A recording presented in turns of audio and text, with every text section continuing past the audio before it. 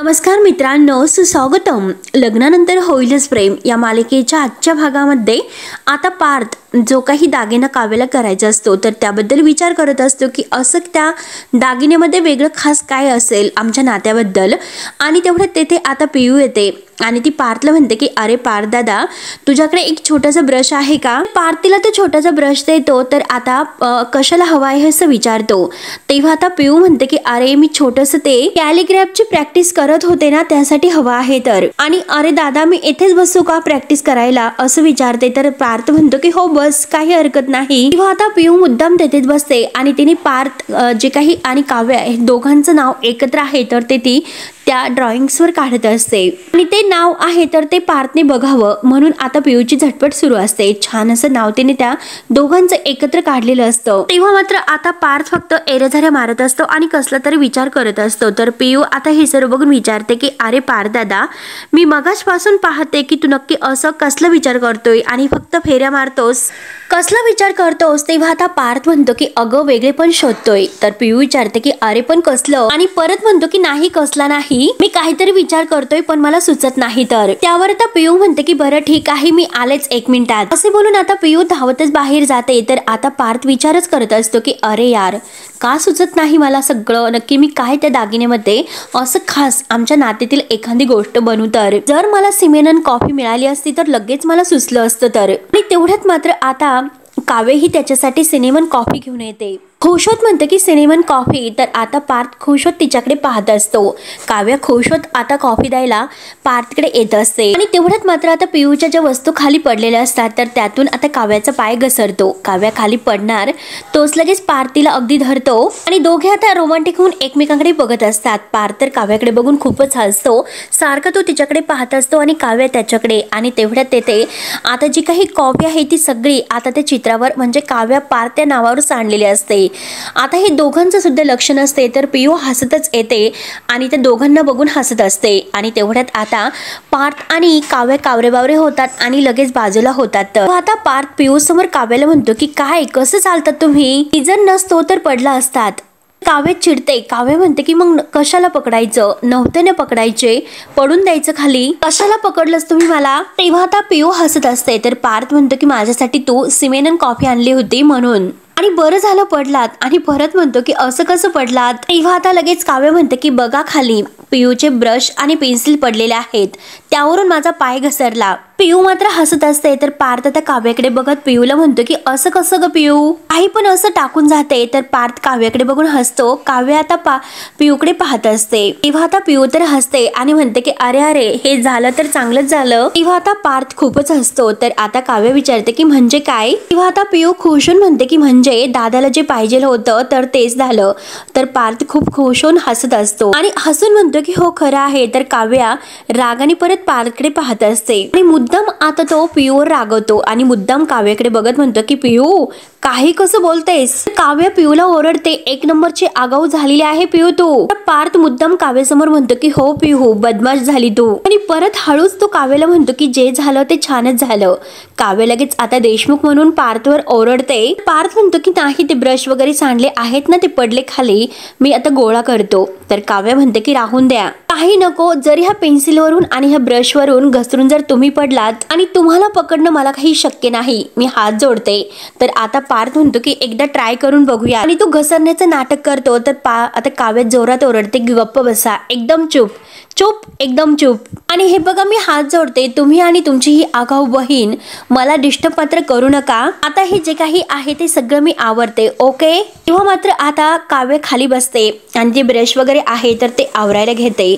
परंतु आता पार्थ मात्र जे पियूने नाव काढलेलं असतं काव्य आणि पार्थ तर ती वही घेतो आणि खूप खुश होत तो पाहत असतो आणि मनात म्हणतो खरंच काय रोमॅन्टिक पोज मध्ये आम्ही होतो. आणि काहीतरी आता कमाल अशी आयडिया सुद्धा आता ह्या दागिन्यासाठी सापडून देतात. आणि काय असं वेगळे पण असू शकेल असं म्हणून आता तो काव्याकडे बघता बघता आता त्या ड्रॉइंगच्या नाव कागदावर जे काव्य आणि पार्थ लिहिलेलं आहे तर त्याकडे त्याचं लक्ष जाते आणि तो पाहतच असतो. आणि तेव्हा मात्र त्यातील हे अक्षर अगदी कॉफी सांडल्यामुळे असं काहीतरी अंधुक झालेलं असतं आणि तेथे आता नाव असतं काव्यार्थ आता काव्यार्थ म्हटल्यानंतर काव्य आणि पार्थ हे नाव आता अगदी त्याने वाचल्यानंतर त्याच्या सर्व काही लक्षात येते की दागिनेमध्ये आता आमच्या नावातील जी काही झलक आहे तर ती दिसायला हवी हे त्याच्या लक्षात आता त्याच्या डोक्यात येते। म्हणून मात्र आता त्याला आईला जो तो म्हणलेला असतो की मला काव्यासाठी छान एक दागिना करायचा, तर आता त्याला आई म्हटलेली असते की छान एक मंगळसूत्र तू काव्यासाठी तयार कर। आता त्या मंगळसूत्रामध्ये आता त्याला काव्य आणि पार्थ हे नाव अगदी जॉईन करायचं असतं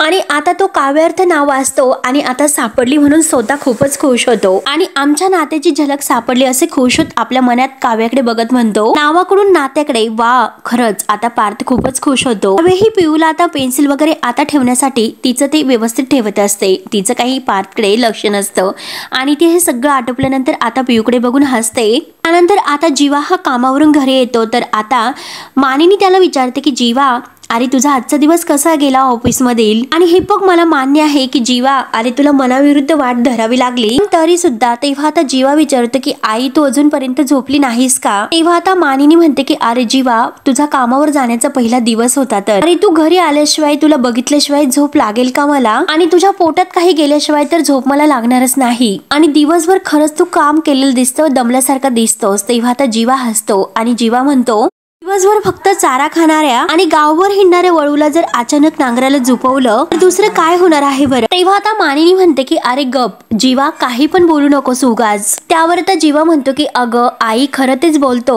आणि नशीब आज मला नंदिनी स्कूटी घेऊन पिकअप करायला आली होती तर, आणि तिच्यामुळे आजच्या दिवशी तरी मला बच्चे धक्के खात यावं लागलं नाही तर। तेव्हा मानिनीला वाईट वाटतं। मानिनी म्हणते की हो नंदिनी मला म्हणाली होती की पिकअप करायला जाते म्हणून, आणि आहे कुठे नंदिनी। तेव्हा आता जीवा म्हणतो की ती स्कूटी पार करते, मला म्हणाले की ती पुढे व्हा म्हणून। तेव्हा आता लगेच मानिनी त्याला म्हणते की अरे हे बघ तू फ्रेश होऊन ये तोपर्यंत मी तुला जेवायला वाढते, तुझ्या आवडीची मात्र काळ्या वाटाण्याची उसळ बनवलेली आहे। तर जीवा म्हणतो की नाही आई मला बाबांनी ऑफिसमध्ये 8 काम सांगितली होती, जेमतेम त्यातील मी 3च पानं पूर्ण करता आलेली आहे, राहिलेली काम आहे तर ती लगेच मी उरकून घेतो, कारण आता उद्याची सुरुवात मात्र बाबांचा ओरडा खाऊन मला नाही करायची तर। आणि त्यावर मात्र आता मानिनी म्हणते की हे बघ अरे तुला जे काम करायचं आहे ते कर, परंतु अगोदर स्वतः काहीतरी खाऊन पिऊन घे आणि मग नंतर तुला जी काम आहेत ती कर। तेव्हा आता जीवा म्हणतो की आई प्लीज अगं फोर्स करू नको, एकतर ऑलरेडी मी बाबांच्या नजरेमध्ये पडलेला आहोत आणि रोज मात्र आता काहीतरी असं करून थोडं थोडं त्यांच्या नजरेत यायचं आहे तर त्यांच्या कंपनीचा अगदी लॅब लिटी नाही तर रॅसेट व्हायचं आहे। त्यासाठी मात्र मला थोडी जास्त मेहनत करावी लागेल, परंतु त्यासाठी मात्र मी तयार आहे। त्यामुळे हे बघ आई मला काम करून दे आणि तू झोप, काही काळजी करू नकोस। तेव्हा आता जीवा मात्र आपल्या रूम मध्ये येतो आणि काम करता करता मात्र तो झोपी जातो। तेव्हा आता लगेच नंदिनी ही आता तेथे येते। जीवाने मात्र पायावरील सॉक्स वगैरे सुद्धा काढलेले नसतात आणि तसाच तो झोपी जातो। तेव्हा आता नंदिनी त्याच्या पायातील सॉक्स वगैरे काढते आणि दरवाजा बंद करून ती आता जीवाच्या अंगावर वगैरे टाकते आणि जीवाकडे पाहत असते। तेव्हा आता नंदिनीला फार असं वाईट वाटतं आणि ती आता जीवाबरोबर घालवलेले आतापर्यंतचे प्रत्येक क्षण नंदिनीला आठवत असतात। झोपलेल्या जीवाच्या डोक्यावरून ती प्रेमाचा हात फिरवते आणि त्याच वेळेस आता नंदिनीच्या चेहऱ्यावर एक अशी हास्याची कळी उमलते की जेणेकरून जेव्हा ती जीवाला आणायला ऑफिसमध्ये गेली होती आणि जीवाने मात्र आता बाईकवर बसून आता नंदिनीच्या अगदी खांद्यावर आपली मान टेकवलेली असते। आता हे मायेचा स्पर्श आणि प्रेमाचा स्पर्श तिला आठवतो आणि तिचा चेहरा मात्र अगदी खुलतो, गालातल्या गालात ती आता हसत असते आणि हे सगळं आठवता आठवता ती सुद्धा आता तेथे झोपी जाते। तेव्हा आता सकाळी उठून नंदिनीला जेव्हा जाग येते, आता नंदिनीला जाग आल्यानंतर मात्र आता बघते तर काही जीवा आता झोपलेला नसतो। तेव्हा आता झोपलेला जीवा तिथे दिसत नाही म्हणून नंदिनी घाईने इकडे तिकडे पाहते, परंतु लॅपटॉप वगैरे काही आता जीवाचा तेथे नसतो।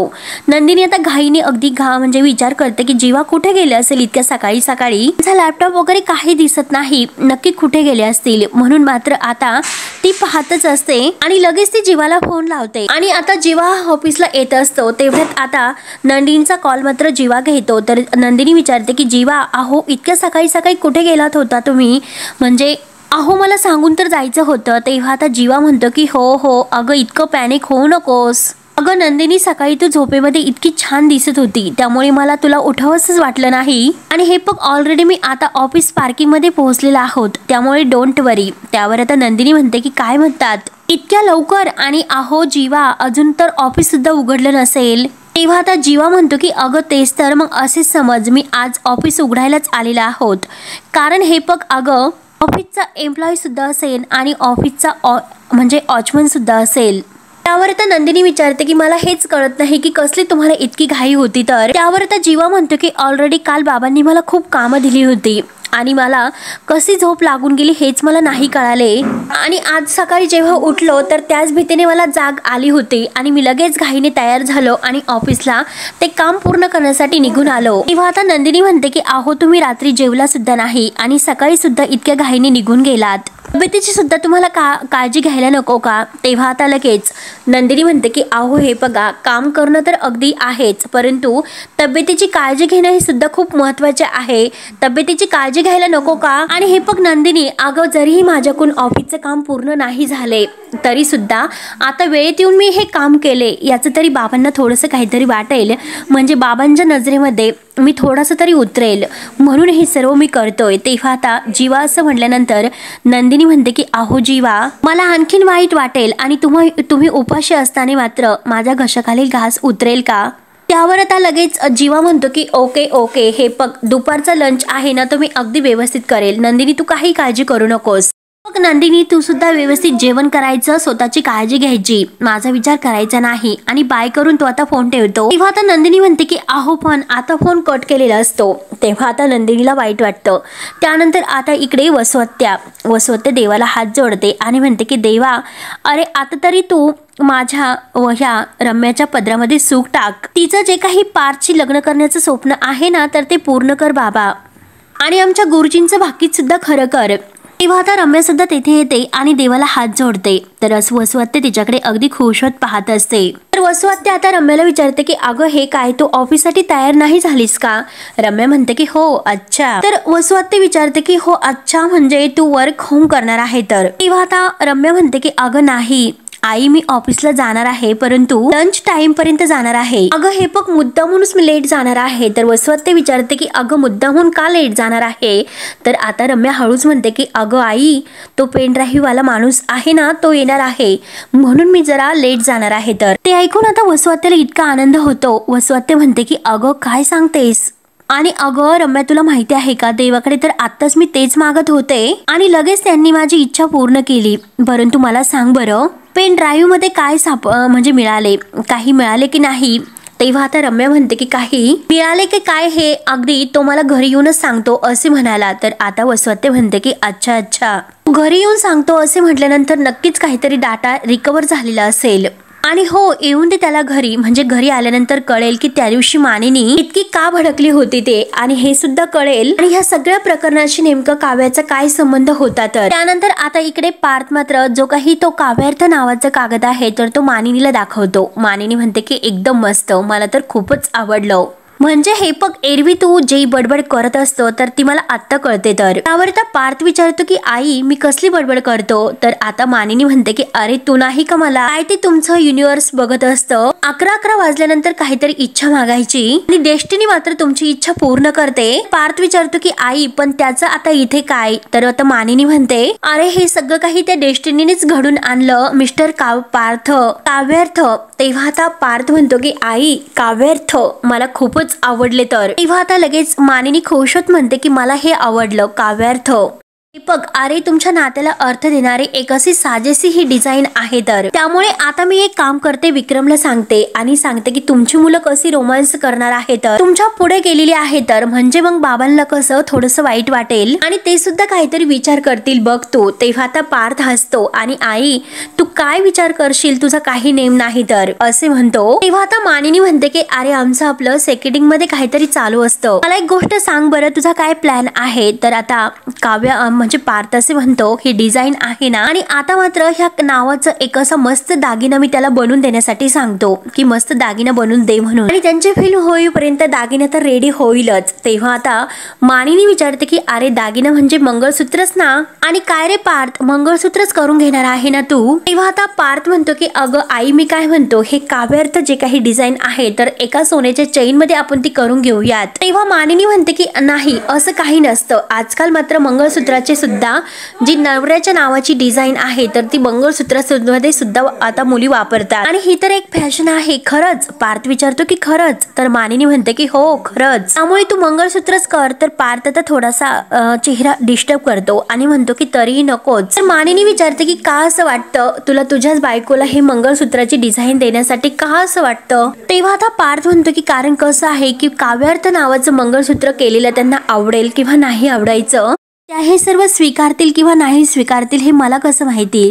तेव्हा आता मानिनी म्हणते की अरे का तिला हे सर्व आवडायचे नाही आणि का ती स्वीकारायची नाही म्हणून. आणि हे बघ पार्थ, अरे काव्या तुझी बायको आहे आणि बघ ना काव्या किती बदलली आहे. तर म्हणजे हे बघ अगोदरची काव्या आणि आत्ताची काव्या यात केवढा फरक आहे. तर आणि हे बघ मी तुला खरं सांगते की काव्याला मात्र मी तुझ्या नावावरून चिडवलं, मी सुद्धा थोडंसं बावरते. आणि हे बघ तू सुद्धा तुमच्या नात्याला साजेचं असं डिझाईन शोधत होता. तर मग हे बघ तू तुमच्या नात्याला इतका मान देतो, मग तेवढा मान तू मंगळसूत्राला का देत नाही? कशाला इतके आडेवेडे घ्यायचेस? आणि हे बघ तुमचं नातं जर तुम्हीच मान्य केलं नाही तर हे कसं चालेल बरं? तुम्ही नवरा बायको तर आहात ना, की पळून जाणार आहात एकमेकांपासून दूर. तेव्हा आता पार्थ हा मानिनीकडे पाहतो. तेव्हा आता पार्थला मात्र आता जे घटस्फोटाचं जे काही ते प्रकरण आहे तर ते कोर्टामध्ये घेऊन वकिलांकडे गेले होते ते क्षण मात्र आठवतात.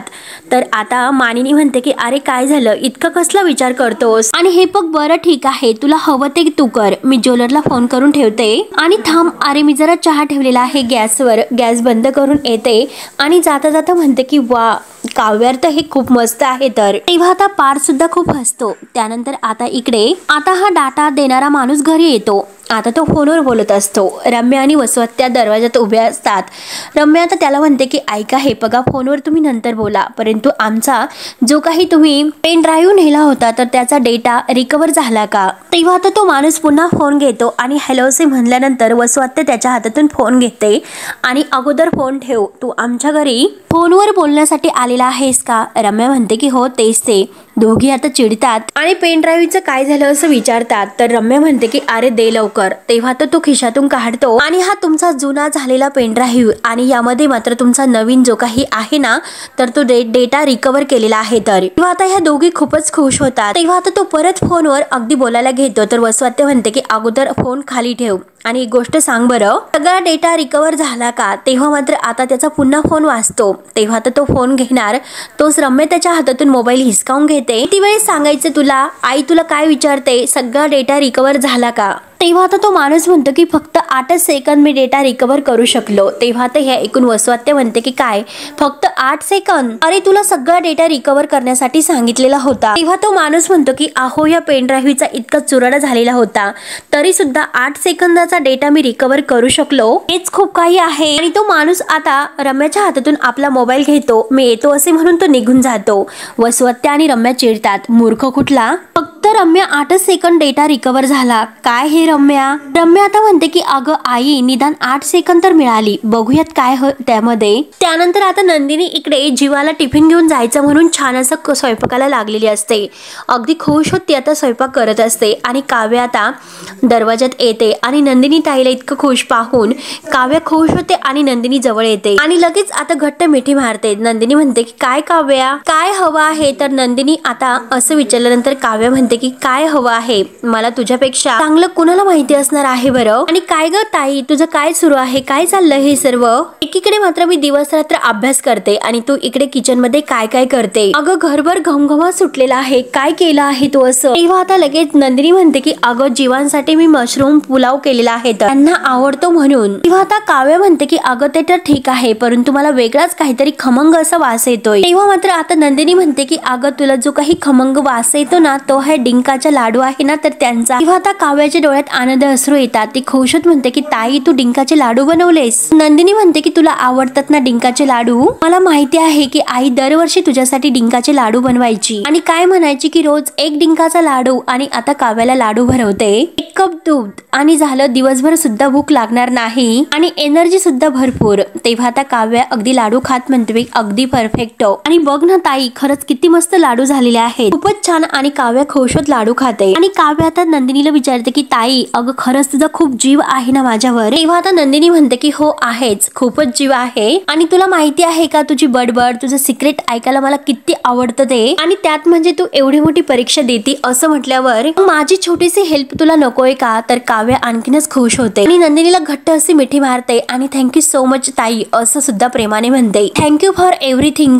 तर आता नंदिनी म्हणते की वेडाबाई कुठली. आणि तेव्हा मात्र आता काव्य ही लाडू खात नंदिनीला विचारते की अगं जीवांचं ऑफिस काय म्हणतंय. तेव्हा नंदिनीचा चेहरा थोडासा पडतो आणि ती म्हणते की चाललेला आहे आणि मला खरंच जीवांची खूप काळजी वाटते. तसं मात्र स्वतःला झोकून देऊन ते काम करतात, परंतु बाबांनी मात्र त्यांच्यावर जी काही सक्ती केलेली आहे ना त्यामुळे खरंच त्यांची खूप काळजी वाटते. तेव्हा आता मित्रांनो हा भाग येथे संपतो. पुढील भागामध्ये रम्या आणि वसु आता तो पेन ड्राईव्ह आता लॅपटॉपला जोडतात आणि त्यात म्हणजे त्यांना फक्त काव्य ही तेथे अगदी इथे हॉटेलमध्ये बसलेली दिसते. त्यानंतर आता नंदिनी इकडे जीवांसाठी आता मस्त असा त्याच्या आवडीचा डबा घेऊन आता ऑफिसला येते आणि जीवाला म्हणते की तुमच्यासाठी डबा घेऊन मी आले, चला खाऊन घ्या. तेव्हा आता जीवा एक घास घेणार तोच लगेच आता विक्रम तेथे येतो आणि विक्रम म्हणतो की आपल्या ऑफिसची छान अशी कॅन्टीन आहे, तेथे उत्तम जेवण मिळतं आणि नंदिनी उद्यासाठी तू याच्यासाठी डबा घेऊन नाही आलीस तरी चालेल, तो कॅन्टीन मध्ये जेवेल. रम्या सुद्धा आता तेथे असते.